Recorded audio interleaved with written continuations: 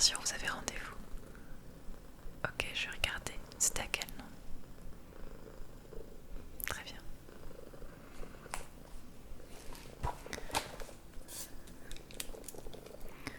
En effet, vous avez rendez-vous avec moi. Enchantée. C'est pour un relooking, c'est ça? Très bien. Parfait. Donc je vois que vous avez pris rendez-vous pour un relooking complet. Donc avec des conseils pour ce qui est de la coiffure, du maquillage et aussi des tenues, c'est ça? Du look? Oui, très bien. Si ça ne vous dérange pas, j'aurais quelques questions à vous poser pour être sûr de coller à ce que vous attendez en fait du relooking, d'accord? Super. Bon, déjà, pour commencer, comment définiriez-vous votre look actuel? Je vais prendre quelques notes si ça vous dérange pas. Ok. D'accord.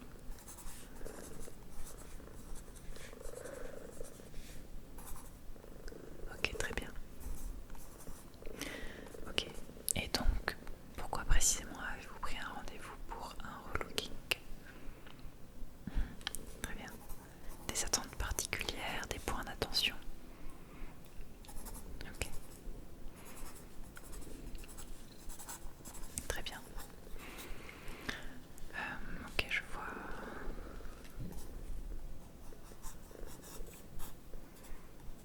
Ok. Combien de temps passez-vous chaque matin à vous coiffer et à vous maquiller si vous vous maquillez? Ok. Est-ce que ça vous dérangerait que votre routine du matin dure un peu plus longtemps pour avoir un look particulier, ou est-ce que vous sentez vraiment que vous n'avez pas davantage de temps à donner à cette activité? Ok.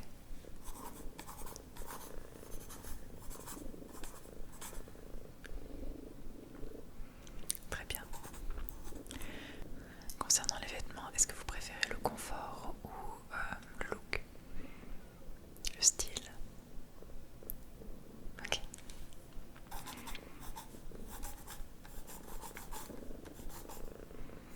Mhm.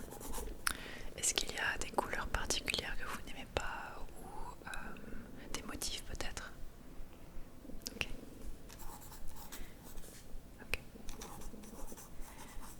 Des pièces en particulier que vous ne voulez absolument pas porter, que ce soit un style de vêtement ou une marque, ou alors, je ne sais pas, un type de chaussure qui peut être difficile pour vous, ou alors un style de chaussure que vous pouvez trouver particulièrement inconfortable. Ok. Pour vous expliquer, moi, le but c'est vraiment en effet de participer avec vous à votre relooking en vous donnant des conseils, mais je ne suis pas là pour changer vos habitudes de A à Z. Je vais juste essayer d'améliorer ce qu'il y a déjà dans votre vie, vos habitudes concernant votre maquillage, votre coiffure et votre style vestimentaire. Mais je ne veux pas tout raser et absolument tout changer. Le but c'est qu'on garde votre personnalité, ce qui fait que votre style est le vôtre, et juste l'améliorer en fait, c'est tout. Parce que ça a été prouvé que les relookings un petit peu violents, où on impose beaucoup de choses à la personne, au final ça ne tient pas parce que la personne garde ses habitudes et retourne dans ses habitudes par la suite. C'est pour ça que je veux vraiment le faire avec vous et de façon totalement raisonnée. Très bien. Est-ce qu'il y a d'autres choses que je devrais savoir? D'autres choses dont vous avez peur peut-être pendant ce relooking, ou des choses que vous voulez absolument changer peut-être? Ok. Globalement, c'est l'arrivée de l'été, vous vous êtes dit c'est le moment de ressortir les vêtements d'été, c'est le moment de faire un point sur vos habitudes et essayer d'améliorer votre style. Ok, je comprends. Très clair. Ok, donc je pense que j'ai la réponse à toutes mes questions. Merci beaucoup. Pour vous expliquer comment ça va se passer concrètement, donc on a un premier rendez-vous aujourd'hui, en effet pour faire le point sur ce que vous attendez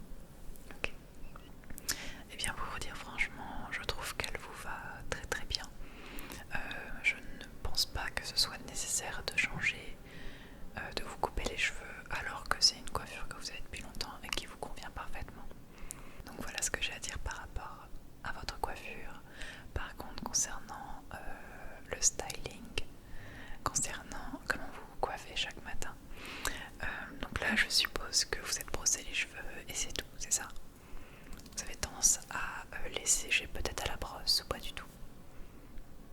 Ok. Très bien, en effet, je vois qu'ils peuvent être un petit peu abîmés par endroits si je ne me trompe pas. Ça, c'est sans doute parce que vous les séchez au sèche-cheveux. C'est ça? Ouais. Ça se voit parce que, en effet, la chaleur abîme facilement les cheveux, ce qui fait qu'ils peuvent fourcher plus vite, ce qui nécessite de les couper aussi plus souvent. Ce que vous pouvez faire pour ça, c'est soit juste vous lavez les cheveux la veille au soir, comme ça vos cheveux ils sont secs le matin, donc vous n'avez pas à les sécher avec un sèche-cheveux. Et sinon, si vraiment vous voulez les lisser au sèche-cheveux ou ce genre de choses, n'hésitez pas à mettre un spray qui va les protéger contre la chaleur. Donc ça existe et ça peut vraiment être très très utile pour préserver votre cheveu. Voilà. Sinon, n'hésitez pas aussi à utiliser des shampoings non agressifs spécifiquement pour votre type de cheveux et à faire des masques qui va nourrir régulièrement le cheveu, donc une fois par semaine par exemple. Parfait.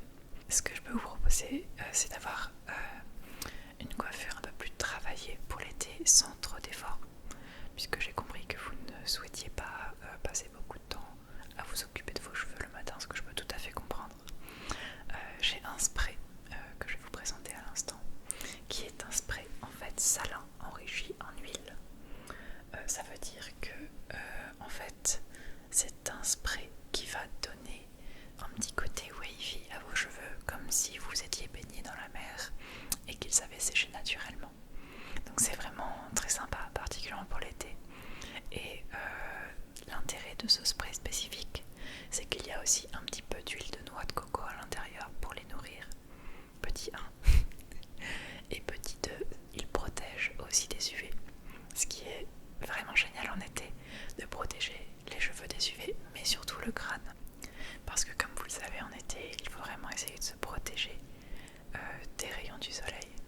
Et donc soit on met un chapeau, ou alors quand on n'en a pas, si on a ce spray là, ça fait déjà un petit peu l'affaire, même si idéalement c'est bien d'avoir un chapeau.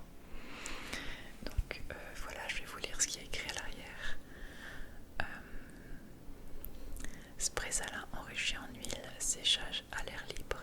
Ce spray enrichi en sel marin et en huile de noix de coco permet de créer un effet décoiffé. Il apporte brillance et douceur à la chevelure, protège les cheveux des rayons UV, appliquer sur cheveux humides et laisser sécher les cheveux à l'air libre, ou appliquer directement sur cheveux secs, ne pas vaporiser vers les yeux. Donc globalement, comme je vous l'ai dit, c'est vraiment très très simple à utiliser. Vous pouvez en mettre sur la chevelure, donc comme on a vu, humide ou non, et derrière, soit laisser sécher en ébouriffant un petit peu les cheveux comme ça pour donner une forme wavy, ou alors si on a un peu plus de temps, on peut essayer de faire des petites torsades pour que les cheveux aient une forme un peu plus définie. Voilà, mais c'est vraiment très très simple à utiliser et l'odeur d'huile de coco est absolument divine. Donc ce que je vous propose, c'est déjà de vous brosser les cheveux et derrière je pourrais appliquer ce spray et ébouriffer un peu vos cheveux pour vous montrer un petit peu l'effet wavy qu'on peut avoir très très facilement. Est-ce que ça vous plairait? Et ce que j'apprécie beaucoup aussi avec ce produit, c'est que c'est un seul produit pour une coiffure spécifique. Il n'y a pas plein de produits à avoir, c'est pas très compliqué. Et encore une fois, ça protège aussi et ça nourrit les cheveux. Donc c'est vraiment tout en un. Donc voilà, si ça vous va, je vais commencer par vous brosser les cheveux. Très bien, je vais m'approcher un petit peu de vous. Voilà. Je vais y aller doucement, bien sûr. Donc vous diriez que vous avez des cheveux plutôt en bonne santé, hein. Ils ont l'air assez épais. Ouais. C'est top. Ils sont pas trop de nœuds en plus, j'ai pas besoin de forcer. C'est top. Ouais. Ce qui est sympa aussi à faire pour prendre soin de ses cheveux, c'est quand on sort de la douche, de se brosser les cheveux la tête à l'envers en commençant par les cheveux de derrière. Comme ça, si en effet il y a des nœuds, on abîme moins les cheveux qui sont en surface et qui se voient aussi plus rapidement lorsqu'ils sont cassés. Donc voilà, c'est un petit tip supplémentaire. Hop.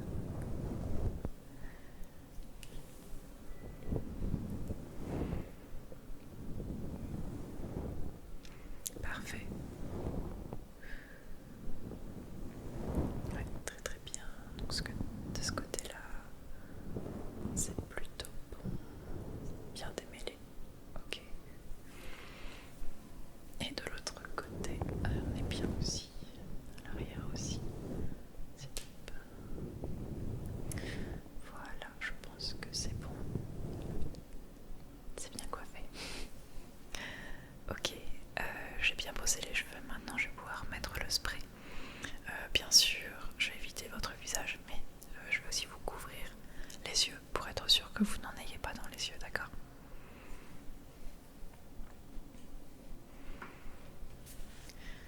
J'aime bien aussi le secouer avant pour bien répartir le produit, parce que sinon on voit qu'il y a une petite couche d'huile de coco qui a tendance à remonter à la surface.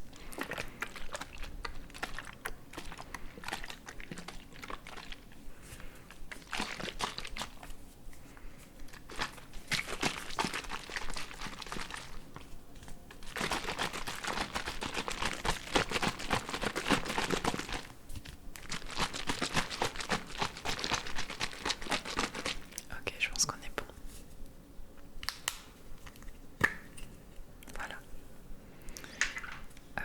Alors, je vais vous couvrir les yeux. Voilà. Et je vais mettre quelques sprays. Hop.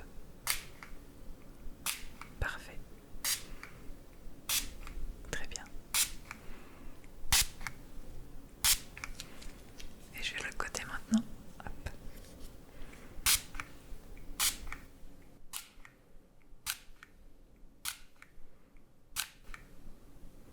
Voilà. Donc maintenant les cheveux sont un poil humidifiés par le spray. C'est le moment en effet de les ébouriffer un petit peu.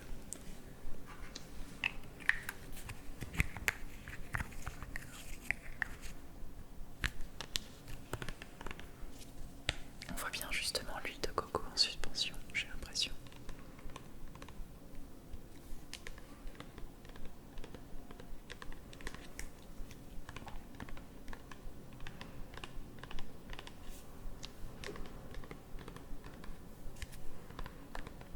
J'ai remarqué aussi que le plastique utilisé est du PET numéro 1, plastique 1, ce qui veut dire qu'il est recyclable, ce qui est une plutôt bonne nouvelle.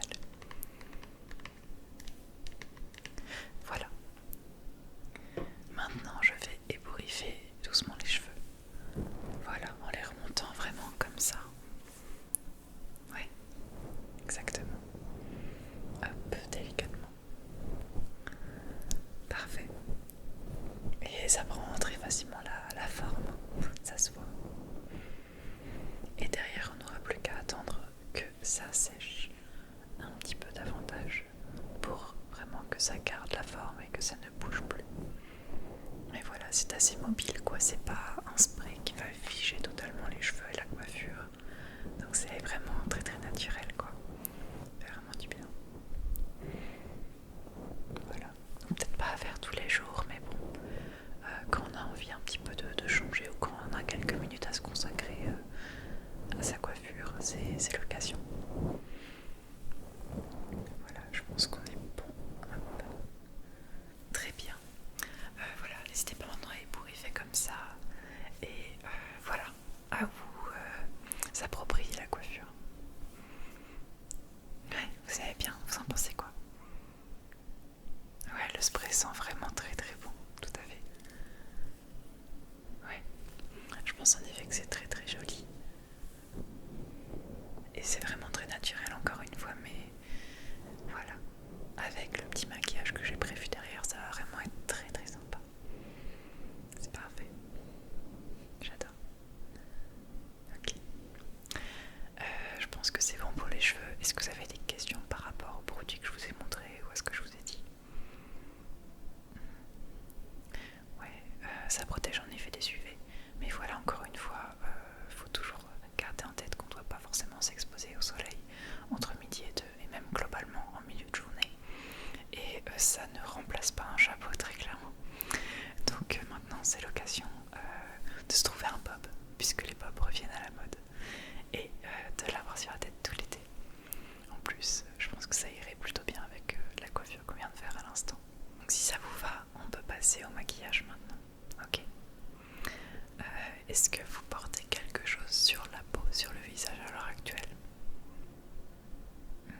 Vous êtes nettoyé le visage ce matin, vous avez mis une petite crème hydratante. Ok. Je vais commencer par enlever tout ça. Et puis je vous parlerai en fait de la routine que je vais vous proposer. Encore une fois, je vais essayer de vous proposer quelque chose qui peut juste s'implémenter à la routine que vous avez déjà. Pour ne pas en effet vous proposer d'acheter beaucoup trop de produits et pour au final avoir une routine qui est bien trop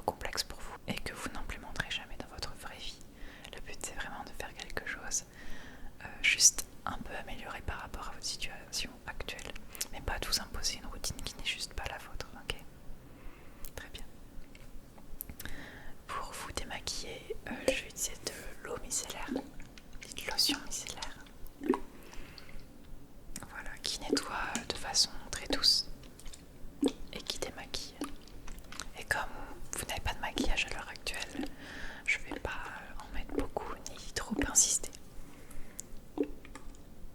Mais globalement, pour les soins de la peau, il faut garder en tête qu'il ne faut pas tirer la peau, il faut vraiment être très très délicat et glisser sur la peau.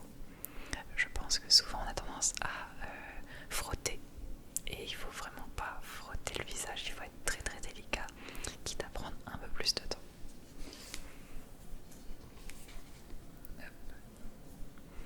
Et avec ça je utilisais une petite serviette réutilisable qui est d'autant plus un matériau un petit peu abrasif, donc c'est vraiment pas le but d'aller tirer ou frotter, on va être très très délicat. Limite c'est très intéressant de tapoter avec ce genre de matière pour vraiment être le plus doux possible. Voilà, juste un peu. Hop, donc fermez les yeux, je vais le passer doucement sur votre visage. Voilà, sur les yeux je vais tapoter un petit peu, faire imprégner le produit et seulement après j'irai le retirer. Mais vraiment en effet, surtout pour les yeux quand on se démaquille, il faut vraiment prendre l'habitude de ne pas tirer, ne pas frotter et être le plus délicat possible. Voilà, très bien. Top. Donc voilà, le but vraiment est juste de retirer toutes les petites particules que vous pouvez avoir sur votre visage. Exactement. Pour vraiment travailler sur une bonne base. Le sébum, la pollution extérieure, les restes de la crème hydratante du matin. Tout ça, on retire. Voilà, sans irriter. Parfait. Et on n'oublie pas le goût. C'est vrai qu'on a forcément tendance un petit peu à oublier le goût, mais c'est important d'apporter au cou les mêmes soins qu'on apporte au visage. Sinon ça finit par se voir qu'on l'a délaissé au fil des ans. Voilà, parfait. C'est bon. Hop. C'est bon, la peau est tout à fait propre. Maintenant, on va pouvoir passer à la crème hydratante. Pour la crème hydratante, j'ai de l'Ictiane, qui est une valeur sûre, plutôt pour peau sèche ou irritée. Mais voilà, ça dépend totalement en effet de votre type de peau et de l'état de votre peau, si elle est particulièrement déshydratée ou pas. Celle-ci peut être un peu riche pour vous, mais voilà, n'hésitez pas à bien écouter ce que votre peau vous dit et à agir en conséquence pour changer votre crème hydratante si nécessaire. Je ne vais pas vous en mettre beaucoup, juste une fine couche sur votre visage, ok? Voilà. Parfait. Surtout en été, on a tendance à suer un peu plus forcément. Et mine de rien, ça déshydrate en fait la peau. Donc c'est bien important de bien boire déjà et d'hydrater la peau aussi en conséquence, ok? Parfait. Voilà, donc elle est bien mise partout, la peau est bien hydratée. Parfait, on finit bien par le cou. Parfait, là on en a bien mis partout. Hop. Après la crème hydratante, est-ce que vous mettez encore quelque chose d'habitude? Vous passez au maquillage, ok, très bien. En été, je vais vraiment vous proposer de mettre une crème solaire. Je sais que si vous êtes comme moi, vous avez souvent mis une crème solaire en vacances ou à la plage ou vraiment l'été quand vous êtes toute la journée dehors. Mais il est vraiment important de mettre de la crème solaire tous les jours. En fait, on ne se rend pas forcément compte, mais déjà de 1, il y a des risques pour la santé forcément à s'exposer au soleil. Et de plus aussi, ça accélère le vieillissement de la peau. Donc moi, je conseille à chaque fois aux personnes qui viennent me voir de ne pas mettre leur argent dans des crèmes anti-âge, mais vraiment de s'attaquer à la première cause de vieillissement, hormis le vieillissement des cellules naturelles. C'est vraiment l'exposition aux UV.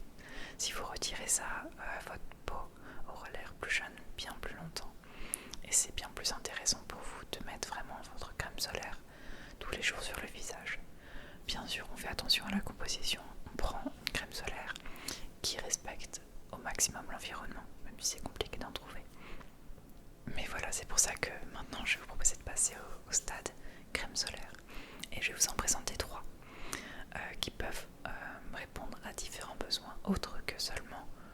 protéger du soleil, ok? Je vais commencer par 2 crèmes solaires teintantes. Parce qu'en effet, si vous avez l'habitude de mettre un fond de teint, vous pouvez l'été le remplacer par une crème solaire. Donc là, pour commencer, j'ai un Photoderm Nude Touch qui est une crème solaire 50 et qui est aussi teintée. Donc pareil, c'est plutôt liquide. Donc on le secoue bien. Et en effet, en plus, c'est très haute protection pour peau mixte à grasse. Donc par exemple, suivant votre type de peau, vous pouvez vous permettre en effet de trouver ce genre de crème solaire qui va vous protéger. Et en plus, servir de fond de teint. Voilà. C'est le premier exemple que j'ai de crème teintée qui protège du soleil. Globalement, je vous conseille de prendre au moins une protection 25, voire 50. Voilà, idéalement, parce que les 15-20 ne protègent pas aussi bien et sont moins intéressantes globalement. La seconde crème teintée, c'est cette Biprotect, qui est pareil 50+, et voilà, qui est plutôt faite pour les peaux sensibles. L'une ou l'autre sont vraiment de très bonnes options que je vous conseille. Et dernièrement, j'ai une troisième crème qui, elle, ne fait pas fond de teint, mais par contre qui atténue les rougeurs. Donc si vous avez tendance à avoir les joues très très rouges, celle-ci peut être tout à fait pour vous. D'autant plus que elle est pour les peaux hypersensibles. Donc en effet, peu importe le type de peau, que ce soit gras, que ce soit une peau grasse, une peau sensible, vous trouverez la crème solaire pour vous. Et la différence de celle-ci, c'est qu'elle est teintée un petit peu vert pour atténuer justement les rougeurs. Et vu vos joues qui sont plutôt rouges, je pense que celle-ci pourrait correspondre. Donc si ça vous va, je vais vous en étaler un petit peu sur le visage, ok? Ouais, très bien. Voilà. Hop, parfait. Hop. Vous voyez, elle est très couvrante et c'est exactement ce qu'on veut d'une crème solaire, donc c'est parfait. Je vais y aller maintenant. Hop. Voilà. C'est quelque chose que vous faites d'habitude de mettre de la crème solaire comme ça le matin dans votre routine? Non, vous êtes comme moi, je comprends. Ouais. Parfait.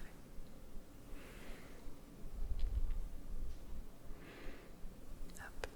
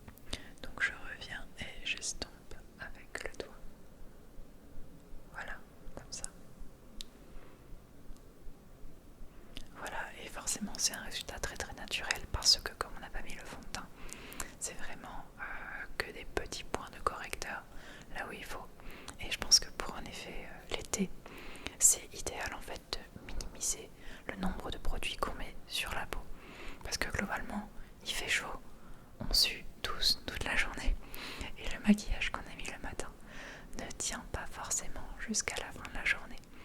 C'est pourquoi ma philosophie quant au maquillage l'été, c'est vraiment de miser sur une bonne base avec une protection solaire qui correspond à votre peau, et derrière de jouer particulièrement avec des poudres, c'est-à-dire de mettre une poudre matifiante là où il faut, là où vous savez que vous avez tendance à briller rapidement par rapport à votre production de sébum, surtout à votre type de peau, encore une fois. Et derrière, tout ce que je fais, c'est que je rajoute un bronzer pour venir sculpter un peu plus le visage, et enfin un blush pour donner bonne mine. Voilà, mais c'est vraiment la base d'été qui est bien plus légère que le reste de l'année. Donc si ça vous va, on va faire ça, on va passer à la poudre matifiante, ok? Pour la poudre matifiante, j'utilise cette Couvrance qui est un correcteur de teint. Donc il y a aussi un petit peu de poudre qui a une couleur de peau. Voilà, donc c'est pas 100% matifiant. Hop. Et en effet, on voit que c'est un camailleux en fait de couleur peau avec un petit peu de blanc par-ci par-là. Donc ce que je vous propose, c'est d'en mettre vraiment juste là où vous savez que vous allez briller dans la journée. Typiquement, c'est la zone hantée, c'est le front, le nez, les ailes du nez et le menton, c'est globalement là.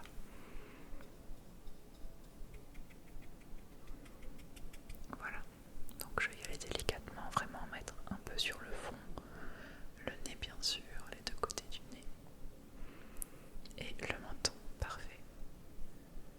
Voilà, c'est vraiment là où il faut en mettre. Hop, super. Et voilà, encore une fois, même si on se concentre sur les poudres, on n'en met pas des tonnes parce que c'est aussi le problème, même si on sue, la poudre aussi peut bouger, hein. C'est comme tout ce qui est fluide qu'on peut mettre sur le visage, la poudre aussi bouge. Donc ça sert à rien d'en mettre des tonnes parce que derrière, ça peut aussi se voir si on sue, tout simplement.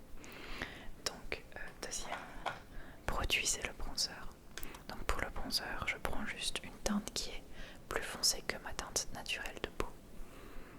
Et de même, je vais la positionner. Donc cette fois-ci, je la positionne ailleurs. Je la positionne sur le haut du front, le creux des joues et un peu sous la mâchoire. Donc on fait un 3 en fait, c'est tout simplement ça.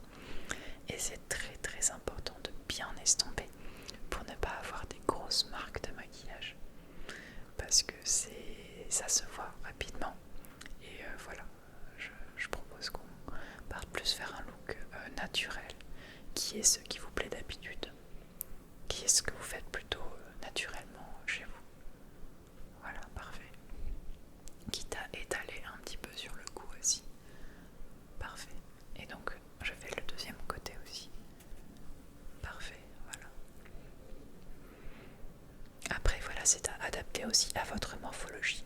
Là, je vois que votre front est assez remonté, donc on a l'espace pour faire ça. Si derrière, vous aviez eu un front bien plus petit, je n'aurais pas mis de poudre en haut parce que ça a tendance à rapetisser davantage le front. Donc ça dépend aussi bien sûr de la forme de votre visage. C'est pour ça que c'est intéressant de tester chez soi et de voir si en effet ça me correspond ou pas. C'est parce que ça correspond à quelqu'un d'autre que ce sera ce qu'il me faut pour moi, pour mon visage bien sûr. Voilà. Parfait. Voilà pour le bronzer.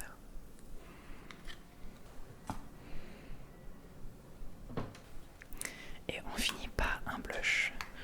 Donc pour le blush, moi je vous conseille plutôt une teinte rosée pour l'été. Je trouve que ça vous va bien. D'autant plus que vous avez les joues qui deviennent rouges assez naturellement. Donc c'est plutôt logique de se concentrer sur le rose rouge ici aussi. Donc on va juste mettre sur le haut des joues. Voilà. Parfait. Comme ça exactement. Voilà, et tout de suite ça donne une bonne mine. J'aime bien aussi remonter un petit peu sur le côté pour étaler davantage le blush. J'aime beaucoup. Voire même si on a envie, on peut prendre le même blush et passer par la paupière supérieure en fait. On peut en faire aussi une base si on souhaite mettre un peu de maquillage sur les yeux. On peut en effet mettre le blush partout ici et aussi passer sur la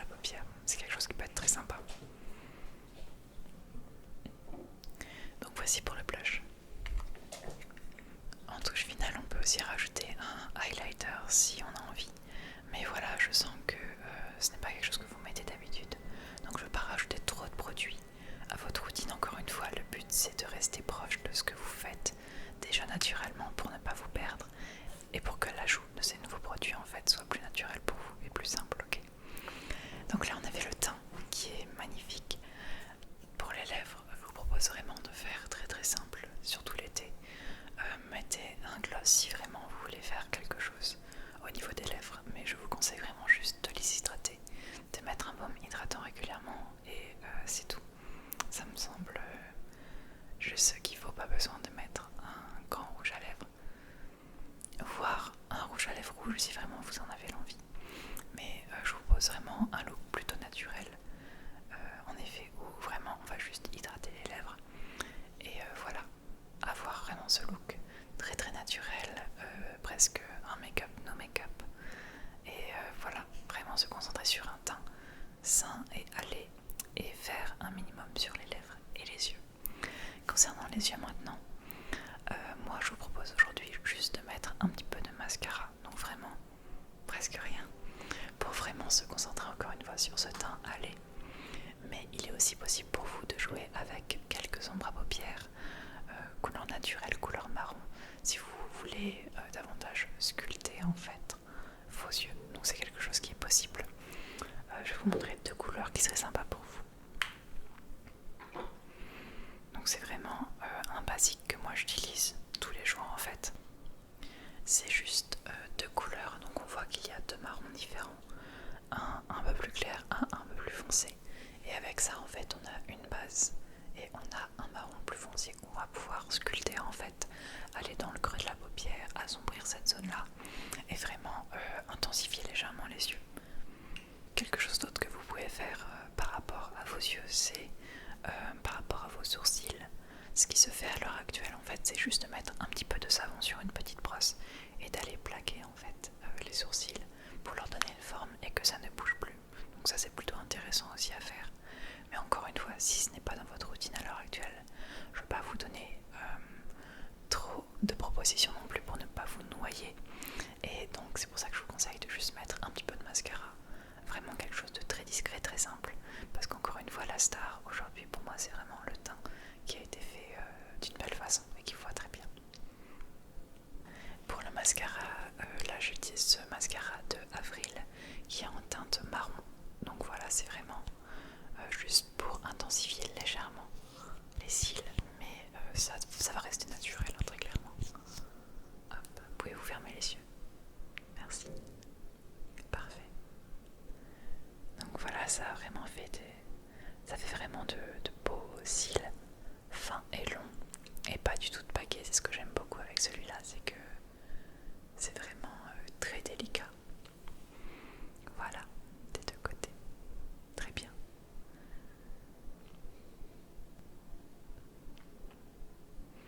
Parfait. Donc voilà, c'est vraiment la touche finale. Je pense que cette routine est faisable assez rapidement le matin. Là, j'ai pris le temps en fait pour vous expliquer chaque étape. Mais quand on résume, qu'est-ce qu'on a? On a se laver le visage, mettre une crème hydratante, une crème solaire, mettre les trois poudres. Donc dans les trois poudres, on a le matifiant, le bronzer et le blush. Ok. Et derrière, s'hydrater les lèvres et mettre un poil de mascara. Je pense que c'est vraiment une façon d'avoir un look très naturel, très sain, très joli, mais sans passer trop de temps à la salle de bain non plus pour avoir ce look. Ok. Quand vous vous sentez, est-ce que ça va? Est-ce que je suis allée trop vite? Est-ce que c'est un peu trop complexe pour vous? Je comprends, parce que quand on a l'habitude d'avoir une routine make-up pendant des années, c'est compliqué de changer. Il y a des gens qui font les mêmes erreurs année après année parce que c'est leur routine et que ça fonctionne très bien pour eux. Et il ne faut pas forcément l'intérêt de changer. Mais en effet, pour vous, je pensais que une routine un peu différente comme ça pouvait être intéressante, de mettre un peu moins de choses sur les yeux et vraiment se concentrer sur un beau teint. Je pense que ça va être très très sympa. Voilà. Pareil, plus jeune, j'ai ma phase où je mettais du fond de teint et puis c'est tout. Et je trouve vraiment que de rajouter ces poudres et de faire ce travail-là sur la construction du visage change vraiment en fait le résultat. Et vraiment, encore une fois, donne un résultat très très naturel et très joli. Donc c'est tout pour les cheveux et le maquillage. Les deux ensemble, comment vous vous sentez? Je pense que les deux se complimentent en fait. La coiffure assez naturelle et le maquillage aussi assez naturel,